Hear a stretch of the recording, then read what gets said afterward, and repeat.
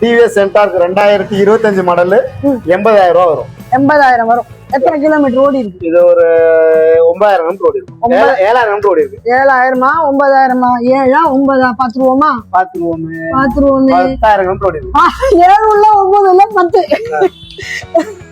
So அது வந்து உங்களுக்கு கிலோமீட்டர் எதுக்கு தான் எடுத்து காட்டணும், உங்களுக்கு தெரியணும் இல்லையா? ஏன்னா நிறைய வண்டி இருக்கனால கொஞ்சம் கன்ஃபியூஸ் ஆகுது எல்லாருக்கும். சகஜம் தான்.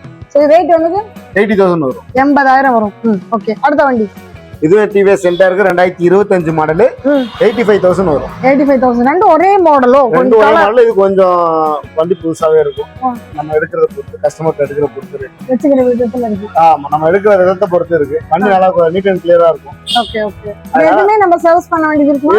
இந்த சர்வீஸ் ஃபுல் சர்வீஸ் நானே பண்ணி கொடுத்துருவேன். இன்ஜினியர்ல இருந்து எல்லாமே கொடுத்துருவேன். அப்ப அவங்க வந்து வண்டி எடுத்து போயிட்டே இருக்க வண்டி எடுத்து போயிட்டே இருக்கும். ஓகே. சரி, எத்தனை ஓனர்? Single owner. நம்ம கடையில் நிற்கிற எல்லா வண்டியுமே சிங்கிள் ஓனர் வண்டி தான். 2வது ஓனர் வண்டி எடுக்க மாட்டேன்.